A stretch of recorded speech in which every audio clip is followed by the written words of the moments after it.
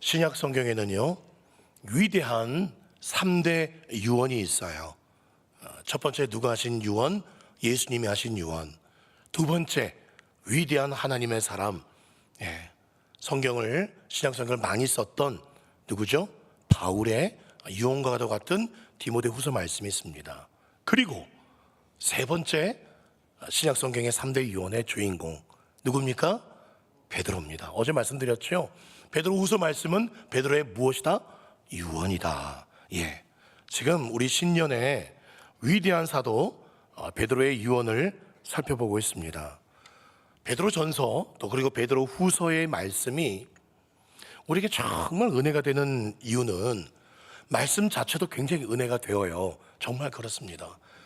어제도 제가 말씀을 드리려고 했는데 그냥 제가 설교할 필요가 없어요.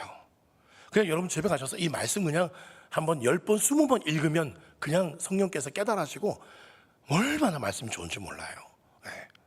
그런데 이 말씀 자체도 은혜가 되는데요, 또 뭐가 은혜가 되냐면 베드로같이 정말 별났던 사람, 정말 아무것도 아니었던 그 사람을 이렇게 위대한 하나님의 사람으로 바뀔 수 있게 되었다면 우리에게도 소망이 있는 거예요.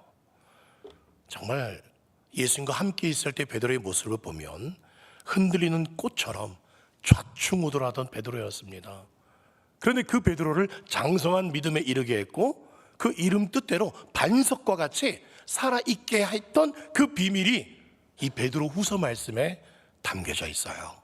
그러니 얼마나 이 신년에 이 베드로후서 말씀이 정말 이 복 있는 사람 순서에 딱 맞게 이렇게 하나님께서 선물로 주셨어요.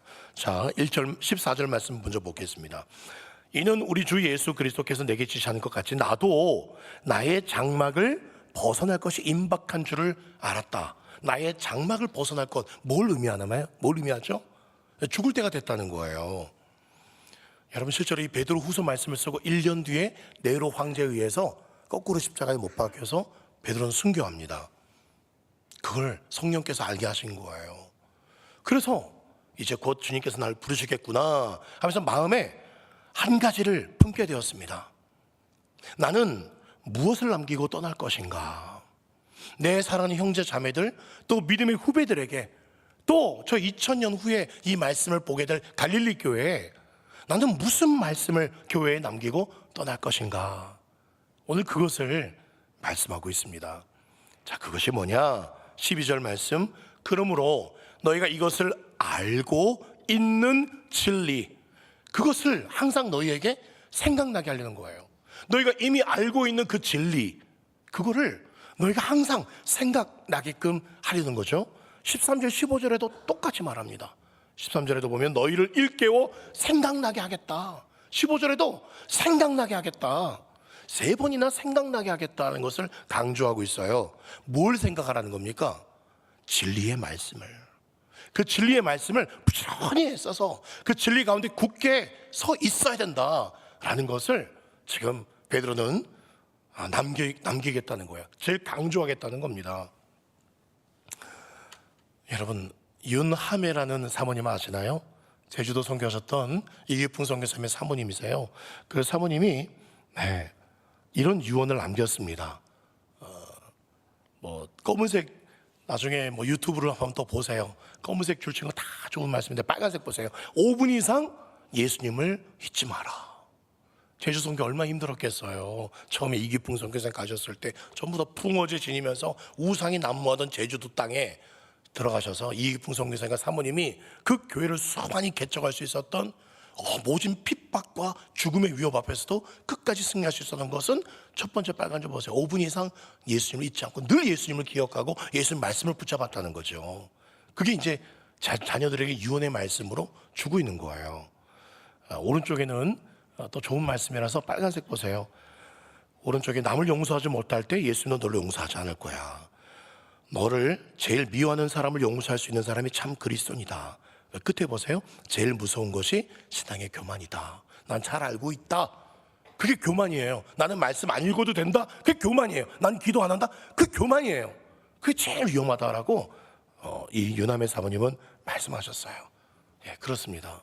그리스도인은요, 항상 예수님 생각하는 사람이에요. 다른 거 없습니다. 무엇을 내 생각의 재료로 삼을 것인가, 그게 여러분의 인생을 결정합니다. 돈만 생각하면 돈 때문에 돕니다. 여자, 남자, 음란 생각하면 음란에 때문에 가정이 망합니다. 스포츠만 생각하면 스포츠 때문에 망합니다. 그러나 예수님 생각하면 예수님 때문에 생명을 얻습니다. 모든 것을 얻습니다. 바로 이 예수님을 생각나게 하는 재료가 있어요. 그게 뭐라고요? 그게 뭡니까? 성경 말씀이죠. 우리들은요, 사람의 말이 아니라 하나님의 말씀으로 우리의 생각의 틀을 오직 하나님의 말씀으로 짜기로 결정한 사람들입니다. 이 주님의 말씀은 생각하지 않고 자기 생각에만 사로잡혀가지고 계속 말만 만들어내는 그런 성도들이 모인 교회는요, 흔들리게 되어 있어요. 그런데 모여서 성경 읽고 모여서 말씀에서 받은 은혜를 나누는 말씀이 풍성한 교회는 결코 흔들리지 않습니다. 우리 교회가 그런 교회 되기를 간절히 소망합니다. 지금 계속 베드로는요, 무엇을 생각하라고 말하고 있습니까? 말씀, 진리를 생각하라고 말하고 있죠. 16절 보세요. 우리 주 예수 그리스도의 능력과 강림하심을 너희에게 알게 한 것이 교묘히 만든 이야기를 따른 것이 아니에요. 말씀이 좀 어렵는데 저게 뭐냐면 지금 거짓 사도들, 즉 이단들이 계속 베드로가 다녔던 교회들을 침투해서 베드로가 가르쳤던 예수님의 말씀, 그 행적들 그거 믿지 마. 그게 말이 돼? 예수님이 했던 기적들 그거는 그냥 비유야. 그건 우화라고 생각하면 돼. 그렇게 지금 교묘하게 말을 바꾸고 있어요. 예수님의 그 능력과 강림하셔서 행하셨던 것들 아니라는 거예요. 베드로는 뭡니까? 제일 끝에 우리는 그 크신 위엄을 직접 봤다는 거예요. 내가 전하고 있는 이 예수님의 그 능력과 행하심 말씀은 가짜가 아니라는 거예요. 내가 직접 3년여간 예수님 따라다니면서 다 봤다는 거죠. 그 중에 한 사건을 베드로는 말합니다. 17절 보니까요, 지극히 큰 영광 중에서 소리를 들어요. 내 사랑하는 아들이요 내 기뻐하는 자라. 예수님을 향해서 하나님께서 하늘에서 내 사랑하는 아들이요 내 기뻐하는 자다 2번 말씀하셨어요. 첫 번째는 예수님 세례 받을 때, 또 한 번 어디서요? 어디서 이 말씀하신지 아세요? 변화산에서. 그렇습니다. 그래서 18절 말씀 이렇게 나오죠.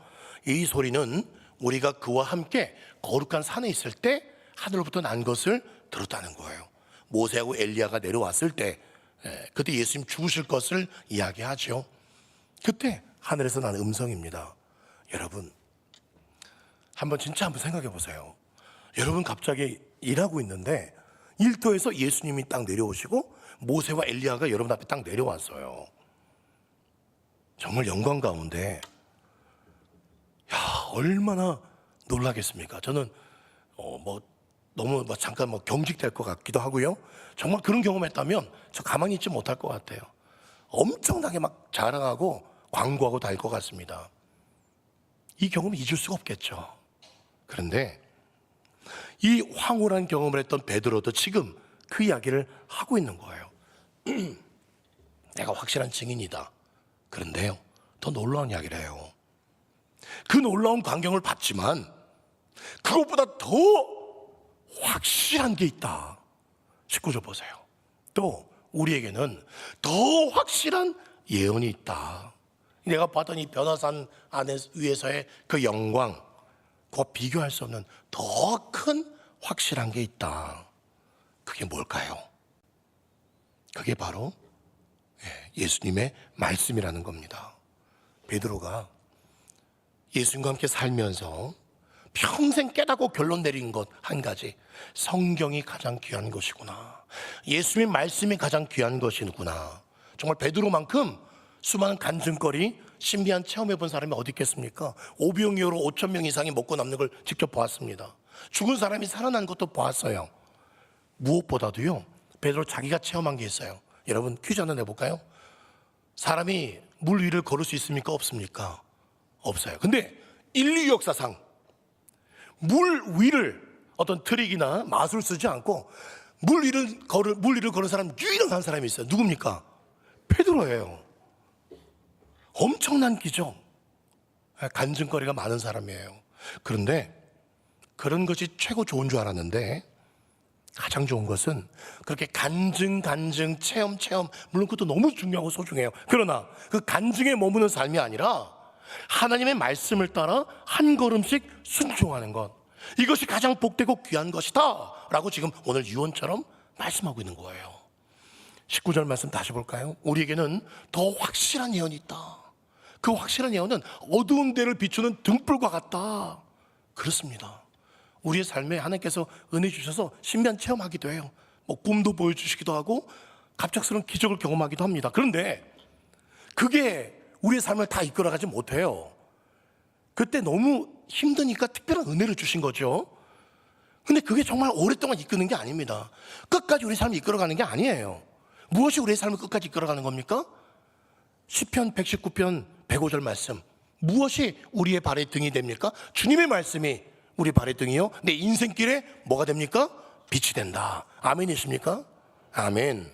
네. 여러분, 가만히 베드로 인생을 한번 되돌아보세요. 정말 그 인생이 말씀이 등불이 되어서 베드로를 이끌어 오셨어요. 누가복음 5장에 보면 시몬이 이렇게 대답합니다. 말씀에 의지하여 그물을 내렸더니 그물이 찢어질 정도로 고기를 낚는 첫 번째 경험을 해요. 말씀에 의지했더니. 그리고 마태복음 14장에 보니까요, 아까 말씀드렸던 예수님 말씀해 주세요. 예수님 말씀하시면 내가 무리를 걸을 수 있을 것 같아요. 말씀, 그래 걸어와라 했더니 걷는 기적. 그렇죠? 그리고 요한복음 6장 68절에 베드로가 그래서 뭐라고 고백합니까? 영생의 말씀이 주께 있으니까 내가 어디로 가겠습니까? 영생의 말씀이 가장 좋네요 라는 것을 자기 입으로 고백을 했었습니다. 여러분, 베드로의 믿음을 성장시켰고 위대한 하나님의 사람으로 끝까지 쓰임받게 했었던 그 힘, 그것은 그의 인생의 걸음마다 그의 삶의 길을 비추고 등불과 같은 역할을 했던 무엇입니까? 말씀입니다. 주님의 말씀 붙잡고 베드로는 이 마지막 죽기 직전까지 왔다고 지금 고백하고 있는 거예요. 여러분, 신비한 체험은요, 누구에게나 언제나 허락되는 건 아니잖아요. 그러나 여기 계신 우리 모두에게 똑같이 하나님께서 예외 없이 허락해 주신 것이 있습니다. 이 중에 성경책 없는 분 계십니까? 네. 오늘 안 가져왔을 수는 있겠지만 스마트폰 없는 분 없지요. 스마트폰에도 얼마든지 성경 볼 수 있습니다. 다 이 성경책이 있어요. 이걸 하나님께서 동일하게 우리에게 다 똑같이 주셨습니다. 똑같이 주셨어요. 그래서 성경을 언제 어디서나, 핸드폰을 통해서는 언제 어디서나 읽고 보게끔 하셨어요. 문제는 이제 시간을 내서 진짜 그 성경 말씀을 읽으면 되는 것입니다. 그런데 내가 그 말씀 앞에 머무는 시간, 그 말씀을 읽는 시간이 이제는 너무 적어져 버렸어요. 왜 말씀을 안 읽을까요? 다른 게 더 재밌으니까.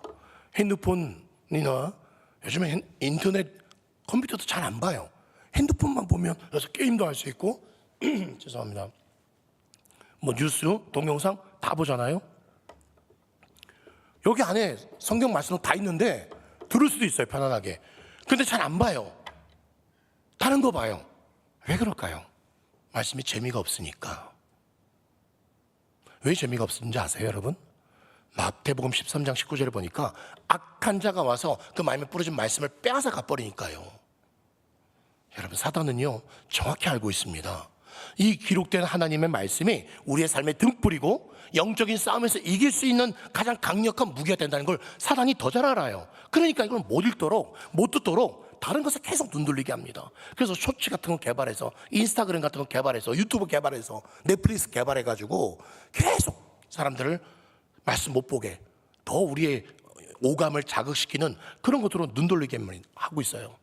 사활을 걸고 텍스트 활자로 된 성경을 읽든지 아니면 핸드폰을 말씀을 듣든지 읽어내셔야 됩니다.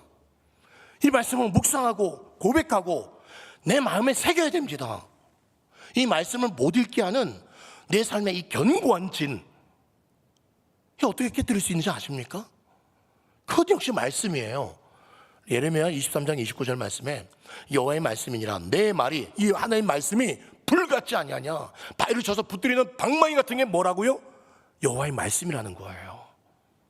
이 말씀을 여러분, 그러니까 하루에 한 장도 못 읽는다, 이게 말이 되는 겁니까 여러분? 제가 구역 보고서를 봐요. 어떤 구역은 정말 성경을 많이 읽어요. 근데 어떤 구역은 성경이 여러 명인데 여러 명 있는 만큼 성경이 없어요. 아우, 고백하죠. 저 이번 주에는 성경 한 장, 두 장 많이 못 읽었어요. 여러분, 그렇게 성경 읽을 시간이 없나요 진짜? 그거는 악한 자가 이러면 여러분의 마음을 빼앗아 갔다는 뜻입니다. 여러분, 말씀 붙잡고 읽을 때 내 눈에 형편이 달라지는 것이 없어 보여도요, 저 말씀, 예레미야 말씀처럼 이미 말씀의 불방망이가 여러분 때리고 있습니다. 붙잡고 읽으세요. 재미가 없어도, 변화가 없는 것 같아도 읽으면 그 불방망이가 여러분의 심령을 변화시킬 것이고, 여러분의 가정을 변화시킬 것이고, 여러분의 직장과 생업을, 인생을 변화시키고 있는 줄 믿으시기 바랍니다. 이 성경을 언제까지 지키라고 말하고 있습니까? 베드로후서 1장 19절 말씀에 날이 새어, 새벽별이에요. 너희 마음에 떠오르기까지 이것을 주의해서 읽는 것이 옳다. 새벽별이 누굽니까? 요한계시록 22장 16절 말씀. 예, 말씀 이제 거의 끝나가는데, 여러분 혹시 또 일찍 가셔야 되는 분들은 조용히 나가셔도 괜찮아요. 급하신 분들이 있을 겁니다. 예, 또 주위 분들이 또 나가는 거 신경 쓰지 마시고 그렇게 하셔도 괜찮을 것 같아요. 마음은 제가 정말 많이 준비했지만 자르는 게 너무 아까웠어요. 그러나 이제 말씀은 거의 끝나가니까 그렇게 하시고, 여러분 하여튼 다시 집중해서 이 성경을 저기 새별이 뜰 때까지, 새벽별은 누구라고요? 예수 그리스도십니다. 그런데 새별이 떠오른다? 다시 떠오른다? 뭘 의미할까요? 예수님이 다시 오실 때를 말합니다. 그러니까 예수님 재림하실 그때까지 이 말씀을 붙잡고 주의하고 지켜라, 그런 뜻입니다. 여러분, 그런데 주의할 게 있어요. 베드로서 오늘 20절의 말씀 보시면 성경을 사사로이 풀면 절대 안 됩니다. 그냥 뭐 우스갯소리로 그런 게 있잖아요. 아, 마음이 너무 괴롭다. 아유, 아무나 읽어보자 딱 펼쳤는데 가룟 유다가 죽었다. 너도 이와 같이 하라. 아, 이거 아니야. 딱 펼쳤는데 어느 때까지 뭐뭐뭐 하느냐, 빨리 순종하라. 이런 식으로 쉽게 그냥 말씀을 그렇게 하면 안 된다는 거예요. 하나님께서 가르쳐 주시는 대로 여러분 제대로 말씀을 붙잡으셔야 됩니다. 또 제대로 기억하고 계셔야 돼요. 여러분, 뱀이 있잖아요. 하와한테 뭐라고 유혹합니까? 야, 하나님이 뭐라 그랬냐? 야, 동산나무 열매 먹지 말라고 하더냐? 그랬더니 이 하와가 창세기 3장 3절 말씀에 뭐라 그러냐면 너희는 먹지도 말고 만지지도 말라, 너희가 죽을까 하노라. 저렇게 대답을 합니다. 여러분, 만지지도 말라라고 말한 적 없습니다. 하나님. 죽을 수도 있으니까 조심해, 그렇게 하나님 말씀하셨어요? 창세기 2장 17절 말씀에 뭐라고 말합니까? 반드시 죽으리라고 말씀하셨어요. 근데 하와가 지금 말씀이 희미해지니까 말씀을 들었던 대로 지금 하는 게 아니라 자기 생각하고 말하고 싶은 대로 지금 말하고 있는 거예요. 여러분, 아담과 하와가 넘어졌던 이유가 뭡니까? 하나님의 말씀을 정확하게 기억하고 있지 않았던 겁니다. 자기가 지금 받고 싶은 그 부분만 받고 싶었던 거예요. 자기가 해석하고 싶은 대로만 해석하고 싶었던 겁니다. 우리의 문제도 마찬가지예요. 하나님의 말씀을 하나님께서 말씀하신 대로, 하나님이 뜻하신 대로 정확하게 붙들고 생각하지 않고 내가 생각하고 싶은 대로, 믿고 싶은 대로 말씀을 본다는 게 문제예요. 그럼 어떻게 말씀을 읽어야 된다고 베드로가 말하느냐? 21절 말씀 보세요. 오직 성령의 감동하심으로 성경을 읽어야 됩니다. 그래서 여러분, 성경 말씀을 읽고 어려울 때 있잖아요. 그때 유튜브 이거 어떻게 해석하지? 유튜브 검색하시기도 합니다. 그런데 유튜브에 너무 이단들이 많아요. 신천지, 그리고 뭐 JMS, 그리고 만민중앙, 지금 이재록이 죽었거든요. 근데 그 딸 이수진이가 지금 말씀을 전하고 제가 어제 보게 되었어요. 교묘합니다. 하나님의 교회라는 교회도 있고요, 구원파. 여러분, 그러니까 말씀이 이해가 안 되면 저와 또 우리 교육자들 있잖아요. 언제든지 문자 주세요. 네. 목사님 실력이 별로 없잖아요. 없는 거 인정합니다. 그러나 어떻게든 연구해서 가르쳐 드릴 테니까요. 여러분, 제일 안전한 게 우리 교육자들 믿으세요. 뭐 다른 교회 목사님 뭐도 물론, 근데 정말 건전한 목사님은 제가 괜찮게 다 하지만 모르는 목사님 함부로 클릭하지 마세요. 제일 먼저 우리 교육자한테 전화 주세요. 문자 주세요. 가르쳐 드리겠습니다. 그리고 또 정말 혼자 개인적으로 말씀 읽다가 뭐 문자 주거나 그런 상황이 어려우면 그럼 기도하세요. 성령님, 말씀을 읽으려고 합니다. 성령님, 내가 보고 싶은 대로 해석하고 싶은 대로 또 마귀가 주는 생각이 아니라 하나님의 뜻대로 성령께서 이 성경 말씀을 잘 이해할 수 있도록 정말 내게 주시는 말씀으로 깨닫게 해달라고 기도하십시오. 그리고 제일 중요한 것은 성경 읽을 때 어떻게 읽으셔야 되냐면 어떤 말씀이든지 순종하겠습니다 라는 마음으로 읽으면 은혜가 안 되는 말씀이 없습니다.